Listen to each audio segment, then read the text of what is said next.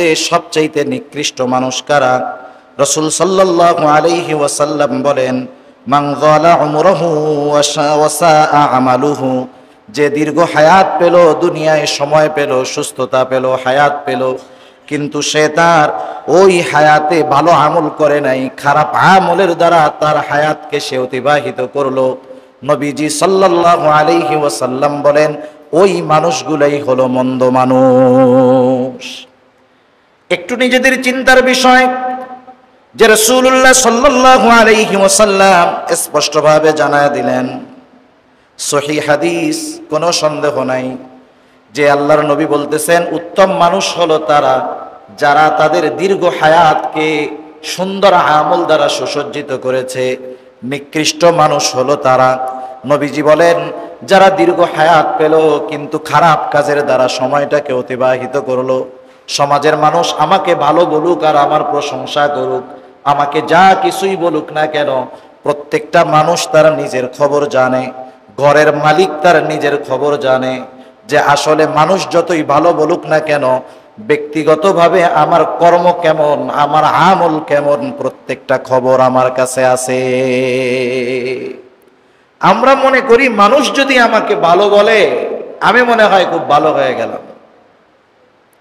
আমার কাজ যদি মন্দ হয়, সারা দুনিয়ার মানুষ ভালো বললেও কোনো লাভ হবে না। আমাদের দেশে একটা বিষয়ের প্রচলন আছে, বিষয়টা ঠিক না।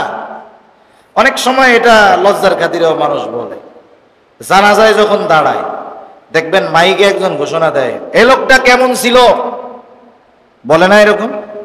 এখন আমি যদি জানি এই লোকটা খারাপ ছিল, সব মানুষের মধ্যে যদি জোরে কই যে এর মতো খারাপ লোক আর দুনিয়া একটাও ছিল না, যত খারাপ লোকের ব্যাপারেই এই সাক্ষ্য চাওয়া হোক না কেন, দেখবেন সবাই জোরে কয়, হ্যাঁ লোকটা বড় ভালো ছিল। মনে মনে কয় ওইটা তো শয়তান ফেল ছিল।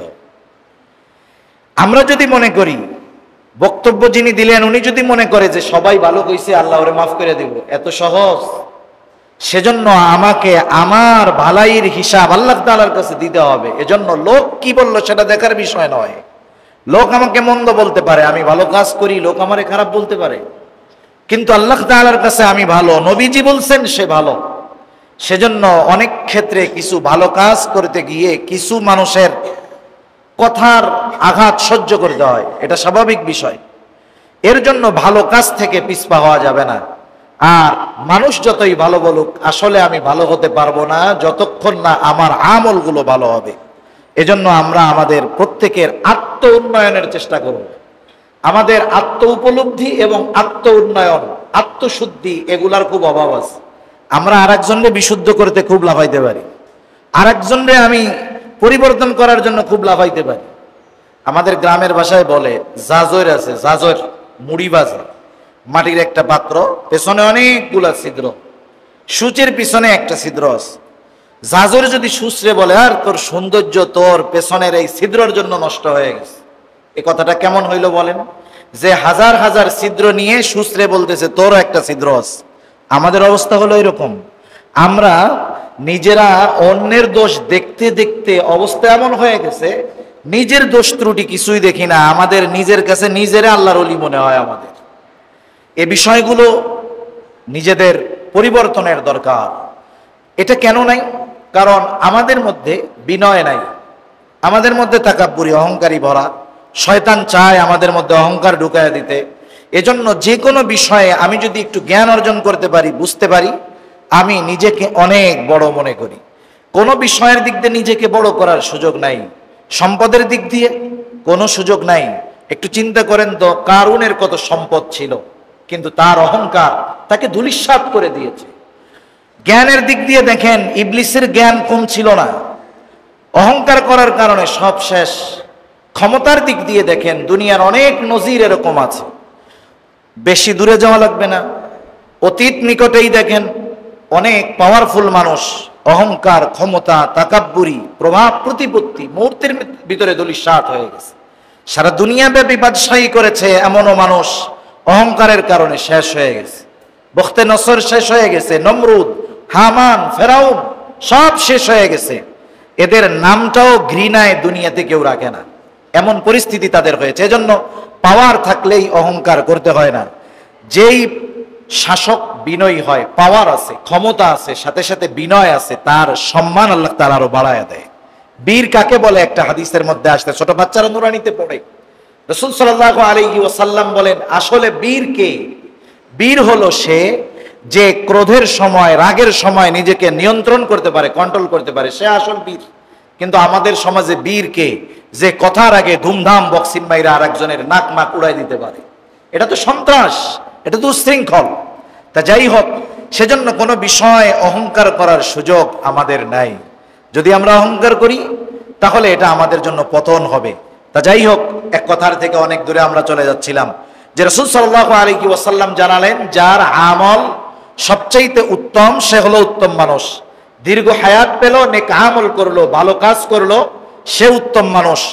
দীর্ঘ হায়াত পেল কিন্তু ভালো কাজ করে নাই, পাবলিক তারে পাম মারার জন্য যতই ভালো মানুষ বলুক না কেন, যতই উত্তম মানুষ বলুক না কেন, আল্লাহ তাআলার কাছে, নবীজির কাছে বাস্তবতায় সে খারাপ মানুষ। আল্লাহ তাআলা আমাদের সবাইকে এই হায়াতকে ব্যবহার করে খাঁটি উত্তম মানুষ হওয়ার তৌফিক আল্লাহ দান করুন, সকলে বলি আমিন। এখন আসেন, সময় খুব অল্প, আমাদের হায়াত এটা খুবই কম, খুবই কম। 60-70 বছরের হায়াত কোনো ব্যাপার না। আগের আমলের উম্মত কত হায়াত পাইছে?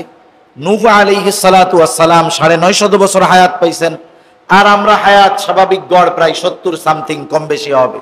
এটা খুবই অতি অল্প সময়। এই অল্প সময়টা আমাদেরকে কাজে লাগাতে হবে।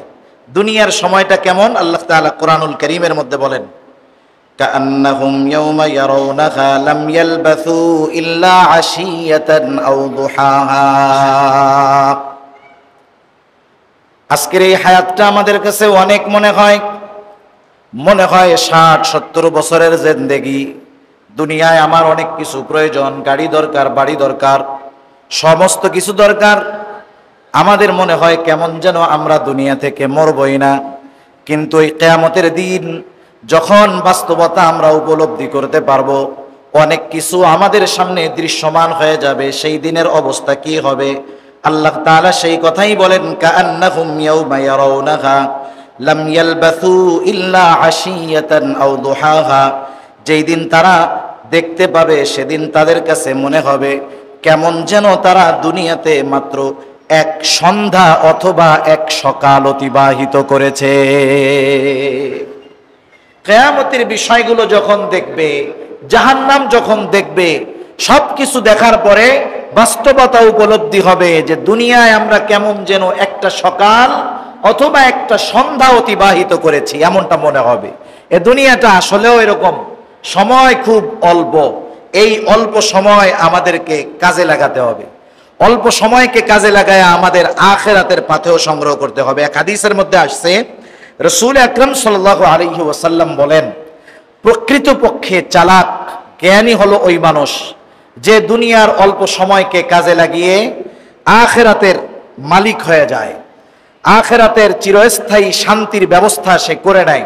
আর বোকা হলো ওই মানুষ যে দুনিয়ার এই স্বল্প হায়াতে মত্ত হয়ে, দুনিয়ায় মত্ত হয়ে এই স্বল্প সময়ের অপব্যবহার করে আখিরাতকে হারায়। নবীজি সাল্লাল্লাহু আলাইহি ওয়াসাল্লাম বলেন, এই লোকটা হলো সবচাইতে বোকা মানুষ। এজন্য আমরা চালাকদের দলে থাকবো ইনশাআল্লাহ। অল্প সময়কে কাজে লাগায়া আমরা অধিক সময়ের ফজিলত অর্জনের চেষ্টা আমরা করব। এজন্য আল্লাহ তাআলা রাসূল সাল্লাল্লাহু আলাইহি ওয়াসাল্লামকে বলেন, আল্লাহ রাসূলকে বলার উদ্দেশ্য শুধু নবীজিকে বলা উদ্দেশ্য তা নয়। নবীজিকে বলার দ্বারা আল্লাহ তাআলা গোটা উম্মতকে, কিয়ামত পর্যন্ত যত মানুষ আসবে সবাইকে উদ্দেশ্য করে আল্লাহ তাআলা বলতেছেন, অবসর সময় যখন আসবে কি করব আমরা? আল্লাহ তাআলা বলেন, ফাইদা ফারাগতা ফানসাব ওয়া ইলা রাব্বিকা ফারগাব। আল্লাহ রাব্বুল আলামিন বলেন, আপনি যখনই অবসর পান তখনই কঠোর ইবাদতে মশগুল হন, আপনার রবের প্রতি আপনি গভীরভাবে মনোযোগী হন। যদিও মনে হয় আল্লাহ রাসূল সাল্লাল্লাহু আলাইহি ওয়াসাল্লামকে উদ্দেশ্য করে বলা হলো, কিন্তু এই আদেশ, এই নির্দেশ আল্লাহ তাআলা গোটা উম্মতকে দিয়েছেন, কিয়ামত পর্যন্ত যত মানুষ আসবে সবার জন্য, যে তোমরা যখনই একটু সুযোগ পাইবা, যখনই একটু অবসর পাইবা, তোমরা তোমার রবের ইবাদতে মশগুল হয়ে যাও এবং তোমরা তোমার রবের প্রতি গভীর মনোযোগী হয়ে যাও। আর আমাদের অবসর সময় হলে একটু অবসর বলে মোবাইলটা বের কইরা কি আসছে, কে মেসেজ দিল, কি খবর আছে, এইগুলা দেখা দেখা অবসর শেষ। রবের প্রতি মনোযোগ তো বহুদূর, দুনিয়ার কাজগুলোর থেকেও মনোযোগ শেষ হয়ে গেছে। ইবাদতের মনোযোগ তো বাদই দেন, দুনিয়াবি কাজের মনোযোগ শেষ। এই ফেসবুক টেসবুক করে দিছে আমাদেরকে, ঠিক কিনা বলেন? কত মানুষ মাঝে মধ্যে বিভিন্ন জায়গায় নামাজ পড়ার সময় খেয়াল করি মোবাইলটা এইভাবে রাখে, এভাবে ডিসপ্লেটা উপরের দিকে দিয়ে রাখে, নামাজের মধ্যে ফোন আসতে এরকম তাকায় দেখে নাম্বার কে দিল। ও মনে মনে চিন্তা করে, আরে ওই আগের সিস্টেমটা থাকলে ভালো হইতো, যে নামাজের মধ্যে কথা কওয়া যেত, তাহলে ফোনটা ধরে আমরা আবার কথা কইতে পারতাম। কতজন ফোন পকেটে, সালাম ফেরানোর সাথে সাথে কিছু তো তাসবিহ তাহলিল আছে, পড়ো, ফোন বের করে দেখে কেউ আবার ফোন দিল নাকি। আমার পাশে একদিন নামাজ পড়তেছি কয়েকদিন আগে, নামাজ শেষ সাথে সাথে ফোনটা ধরে আগে ফেসবুকের নোটিফিকেশন দেখতেছে, কোনো মেসেজ আসলো কিনা। চিন্তা করে দেখেন, যে নামাজের সাথে সাথে শেষ হওয়ার সাথে সাথে যেই কাজটার মধ্যে মশগুল হলো, বুঝতে হবে গোটা নামাজের মধ্যে সে ওই কাজেই ব্যস্ত ছিল, তার ধ্যান ধারণা চিন্তা ওর মধ্যেই ছিল, ঠিক কিনা বলেন? আমরা অবসর সময়কে কাজে লাগাবো কোথায়? ব্যস্ততার সময় তো আমাদের খেয়ে ফেলছে মোবাইল, ইন্টারনেট সব। এজন্য বুঝতে হবে এ সময়গুলো আফসোস করার আগে কাজে লাগাতে হবে। আল্লাহ বুঝবার তৌফিক দান করুক। নাইলে কি হবে, যদি এই অবসর সময় হায়াতকে কাজে না লাগাই, মৃত্যুর পরে আফসোস হবে, তবে করার কিছু থাকবে না। আল্লাহ তাআলা সেজন্য বলেন, وأنفقوا مما رزقناكم من قبل أن يأتي أحدكم الموت فيقول ربي لولا أخرتني إلى أجل قريب فأصدق وأكن من الصالحين। আল্লাহ রাব্বুল আলামিন বলেন, وأنفقوا مما رزقناكم من قبل أن يأتي أحدكم الموت, তোমাদেরকে যে রিজিক দেওয়া হয়েছে তা থেকে তোমরা মৃত্যু আসার পূর্বে ব্যয় করো। রিজক একটা ব্যাপক শব্দ, হায়াতটাও রিজকের অন্তর্ভুক্ত। এক কথায় মৌত আসার আগে তোমরা নেক কাজ করো, ভালো কাজ করো, দান সাদকা বেশি বেশি করো। যদি এটা না করো কি হবে, লাউলা আখরতানি ইলা আজালি